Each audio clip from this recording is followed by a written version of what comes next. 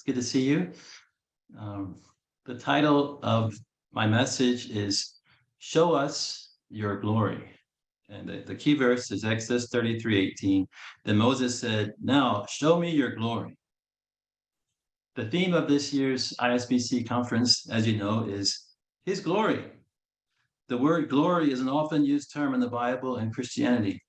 We are told that the earth is full of His glory, that we are to live for His glory and do everything for His glory. But what is His glory? We may not really know what His glory really means. More importantly, why should we long to see it? Today's passage gives us a clear answer to the question of what is God's glory and why we should long to see it. God's glory is all of God's goodness. Specifically, it is God's great mercy and compassion to undeserving sinners. I pray through this short message we can find one clear prayer topic for our lives and for the conference, that we can pray boldly like Moses, show us your glory. Today's passage occurs right after the incident with the golden calf. The Israelites forsook God and with the help of Aaron made an idol cast in the shape of a calf. They even bowed down to it and sacrificed to it. They even claimed that it had brought them out of Egypt. They sang and danced around it, and God's anger burned against them. He was so angry that he refused to go with them to the promised land. Instead, he promised he would send his angel instead. Because of all of this, Moses had a great agony. How could he lead these people bent on evil without God's presence? Look at verse 12. Moses said to the Lord, You have been telling me, lead these people, but you have not let me know whom you will send with me. Moses was not happy to just lead the people to the promised land. He was not satisfied with the angel God had said he would send with him. Moses knew that he needed God's very own presence. Without this, even if they received the best things in the world, land flowing with milk and honey, it was not worth it. So Moses said in verse 15, if your presence does not go with us, do not send us up from here. How did God respond to this? He was very pleased with Moses' sincere desire. He says, I will do the very thing you have asked because I am pleased with you and know you by name. Moses' desire for the presence of God himself moved God's heart to accept his request. God said he would do it. Then Moses even more boldly demands God, now show me your glory. Moses was at a crossroads in his life. When he looked around, what hope could he find for his life and that of the Israelites? What a hard job he had to lead an unfaithful people bent on evil and corruption. Even his assistant, Aaron, the one who was supposed to help him, was so incredibly weak and vulnerable, he gave in to what the people wanted, to make this golden calf and worship him instead of God. How much strength and energy had he used up on leading these stubborn, weak, and evil people? He must have thought over and over again, it's not worth it. God had called Moses and given him a great mission to lead his people out of Egypt into the promised land. But how could he do it? As UBF shepherds and missionaries and Bible teachers, how much can we relate to Moses' situation? Though God gave us a great calling, how tired we sometimes are. How hopeless we can be when we see the failings of our Bible students and people around us, even ourselves. The world seems to be getting darker and darker, but people's desire for God doesn't grow, but instead becomes more and more petty, more dark, and more cold. How can we move ahead in this situation? Like Moses, how can we keep doing what God has called us to do? Thankfully, Moses knew the answer.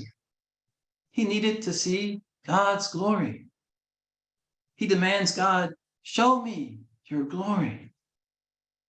God's glory was the cure to Moses' ailments. All of his disappointments, his sorrow, his tiredness, it was what he needed to go on.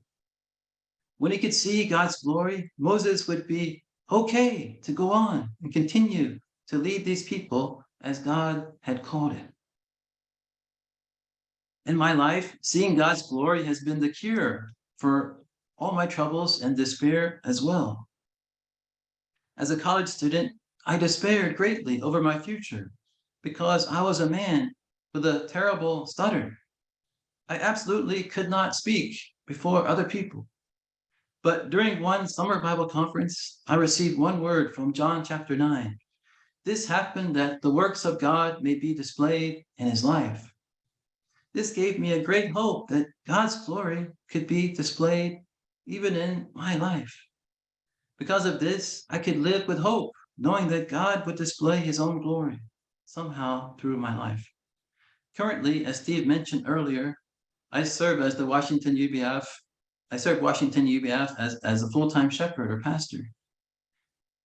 Like Moses, sometimes my role is often much more than I can bear. When I only think about this, I become very depressed. Like Moses, I ask myself, how can I possibly do what you called me to do? Several weeks ago, I was feeling particularly down for this and for many other reasons. But as I meditated and prepared the message on Psalm 16, suddenly I found that I have absolutely no reason to be depressed. When David saw God who delighted in him, who made his lot secure, who gave him a delightful inheritance, and who would never abandon him even to the grave, he said his heart was glad and his tongue rejoiced. Then God filled him with joy in his presence. Suddenly, thinking about how great our God is, my own heart and tongue could rejoice as well. When I was reminded of this, I realized how foolish it seemed to be depressed and down. God's glory is not only the cure for the person in despair or the depressed, but it is the cure for nearly all of our problems here on this earth. When we see God's glory, our worship life is changed, our prayer life is changed, our hearts are changed. We can be hopeful people, joyful people, influential people. May God give us desire like Moses to see God's glory today and through our ISBC conference. How did God respond to Moses' request? Look at verse 19. And the Lord said, I will cause all my goodness to pass in front of you, and I will proclaim my name, the Lord, in your presence. I will have mercy on whom I will have mercy, and I will have compassion on whom I will have compassion. The Lord's response helps us to clearly understand what is God's glory. God's glory is God's goodness. The Lord replied to Moses' request, I will cause all of my goodness to pass in front of you. How much we should long to see the goodness of God. The psalmist declared over and over, give thanks to the Lord, for he is good, and his love endures forever. How good is our God? God is so good that even his name is full of his glory. He says, I will proclaim my name, the Lord, in your presence. Sadly, though, because of the post-truth society we live in, most people live in ignorance of God, not knowing his goodness. Hosea 4:6 says, my people are destroyed for a lack of knowledge. Though we grow our knowledge of many things, what is the point if we do not know God himself? We will be destroyed. Our society, our culture, our nation, even ourselves. One student who works as a TA on my campus told me, students have no fear of God. They are totally ignorant of God. Because of this, we already see so many signs of destruction everywhere we turn. The destruction of society through violence, destruction of families, destruction of education, and on and on and on. In this critical time, we must pray with a clear prayer topic to see the glory of God and his infinite goodness. Through his word, through our lives, and through this ISBC conference. When we do, I believe God will work powerfully among our communities and use us to restore our nations. The whole earth is full of God's glory, but this verse also hints at where one can best find God's goodness and glory. It is through his mercy and compassion he shows to sinners. He says, I will have mercy on whom I will have mercy, and I will have compassion on whom I will have compassion. There was no one worthy of God's mercy and compassion. The Israelites who had just made and worshiped the golden calf in place of God certainly were not worthy of his mercy and compassion. For Moses to hear God say this must have been music to his ears.